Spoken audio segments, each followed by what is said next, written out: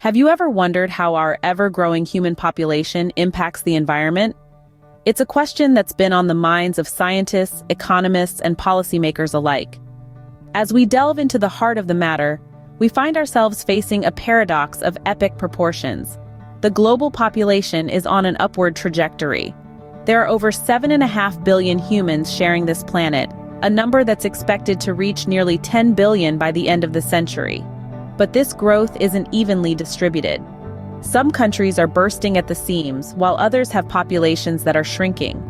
Take India, for example, where the population is skyrocketing. On the other hand, in Japan, the number of people is dwindling. This disparity presents a unique set of challenges for each nation, from resource allocation to social and economic stability. Now let's talk about the elephant in the room, the population explosion. This phenomenon, characterized by a rapid increase in human population, has been a cause of concern since the mid-20th century. The fear is simple. The more people there are, the more resources we need, and the greater the strain on our environment. To combat this, many countries have implemented family welfare programs. These initiatives aim to control population growth by promoting family planning, providing access to contraception, and raising awareness about the impact of overpopulation. These measures are crucial in ensuring sustainable growth while minimizing the environmental impact. But here's the paradox. While a growing population puts pressure on our environment, it also drives innovation and progress. More people mean more minds to solve problems, more hands to do the work, and more hearts to care about our planet. So, as we see, the growth of human population is a double-edged sword. On one side, it threatens our resources and environment. On the other, it holds the potential for progress and innovation. It's a delicate balance and one we must navigate with care. But how exactly does this population growth affect our environment, you may ask? Well, let's dive right into it. As the human population grows, so does our need for space and resources. This leads to deforestation, as large swaths of forest are cleared to make way for our homes, farms, and cities. But trees aren't just beautiful to look at. They're the lungs of our planet, absorbing carbon dioxide and releasing oxygen. When we cut them down, we're not only losing these vital air purifiers, but also the biodiversity that these ecosystems support. The impact doesn't stop there. The increased demand for energy to power our expanding cities and industries leads to higher fossil fuel consumption, which in turn contributes to climate change. Our planet is getting hotter, and the effects are devastating. From intense heat waves to more frequent and severe storms, climate change is a pressing issue that is directly linked to our population growth. And let's not forget about pollution. More people mean more waste, and unfortunately, not all of it is disposed of responsibly. Plastic waste ends up in our oceans, harming marine life. Air pollution from factories and vehicles affects not only our health, but also the health of our planet. Even light and noise pollution have detrimental effects on both human health and wildlife. But it's not all doom and gloom. There's still hope. By understanding the environmental impact of our population growth, we can make informed decisions and take action. Whether it's opting for renewable energy sources, reducing waste, or supporting reforestation efforts, every little bit helps. So, the next time you think about the growing population, remember, it's not just a number. It's a global issue with far-reaching implications, and it's something we all should care about. It's clear that our environment pays the price for our population growth. But by acknowledging the problem and taking steps to mitigate its impact, we can ensure a healthier, more sustainable future for generations to come. What does this all mean for our health and our rights as humans?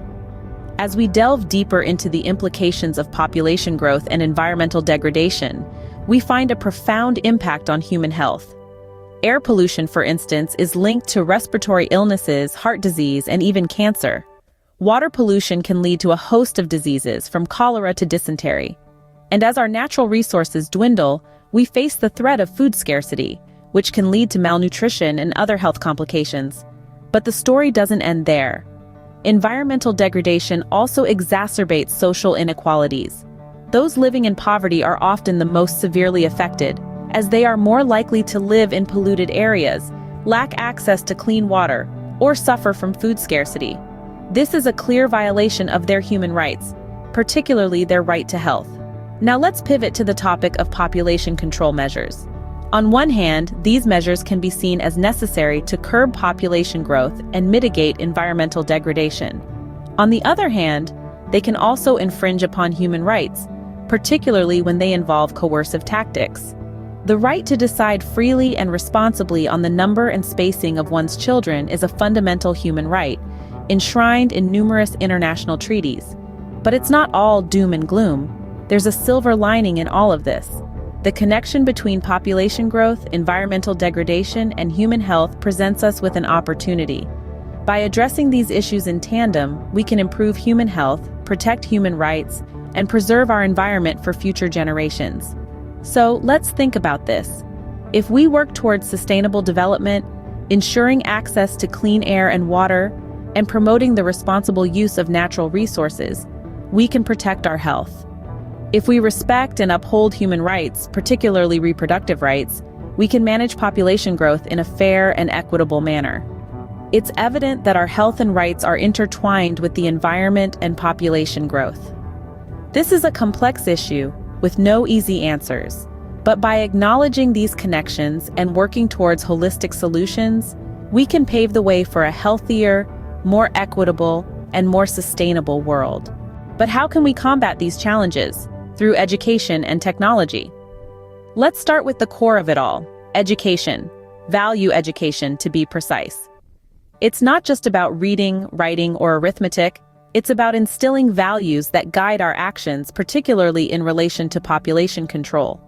By teaching our children the importance of family planning and responsible parenthood, we're not just imparting knowledge, we're shaping their future behaviors. This plays a crucial role in controlling population explosion and promoting the welfare of families. But education isn't confined to the four walls of a classroom. It's an ongoing process, and this is where technology steps in. With the advent of the information technology era, there's been a paradigm shift in how we learn and teach. The internet, smartphones, and social media platforms have transformed the learning landscape, making education accessible to everyone, everywhere. And when it comes to environmental conservation, technology is far from being a silent spectator. Geographic Information Systems, or GIS, have revolutionized the way we understand and manage our environment. From tracking deforestation to monitoring carbon emissions, these systems provide us with invaluable data to formulate effective conservation strategies. Similarly, technology plays a pivotal role in health. Telemedicine, health apps, and wearables have made healthcare more accessible and personalized. They help us monitor our health, access medical services remotely, and even manage chronic conditions. Moreover, technology aids in disseminating health-related information rapidly and efficiently. This is particularly important in tackling global health crises like the HIV/AIDS pandemic. The more people know about these conditions, the better equipped they are to protect themselves and others. So what's the takeaway? Education and technology are not just tools, they're powerful weapons. Weapons we can use to fight the effects of population growth on our environment and health. They have the power to change mindsets, influence behaviors, and ultimately shape our future. As we can see, education and technology hold the keys to addressing these issues. Let's take a look at some real-life examples. Consider the Family Welfare Program in India. Initiated in the mid-20th century, this program aimed to control the population explosion. It advocated for smaller families through birth control measures and education. The result? A significant decrease in birth rates over the years. This program, however, still faces challenges, like cultural biases and lack of access to resources in rural areas, reminding us that there's still work to be done. On the other hand, let's journey to the heart of the Amazon. Here, rampant deforestation impacts local communities. The vast, lush greenery, once a source of livelihood, now erodes under the relentless assault of industrialization. This has not only disrupted the ecosystem but also the lives of indigenous communities who depend on these forests for survival. It's a stark reminder of the need to balance human progress with environmental preservation. In the realm of technology, there's the example of mobile health clinics in Africa using information technology to improve healthcare access. These clinics use mobile apps to track patient data, schedule appointments, and even facilitate telemedicine consultations. bridging the gap between remote communities and quality healthcare. These stories bring to life the challenges and solutions we've discussed.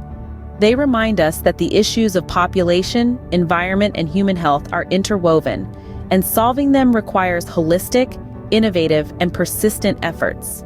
There are specific population groups that are particularly affected. Among these, women and children stand out. The intersection of population growth and HIV/AIDS presents unique challenges.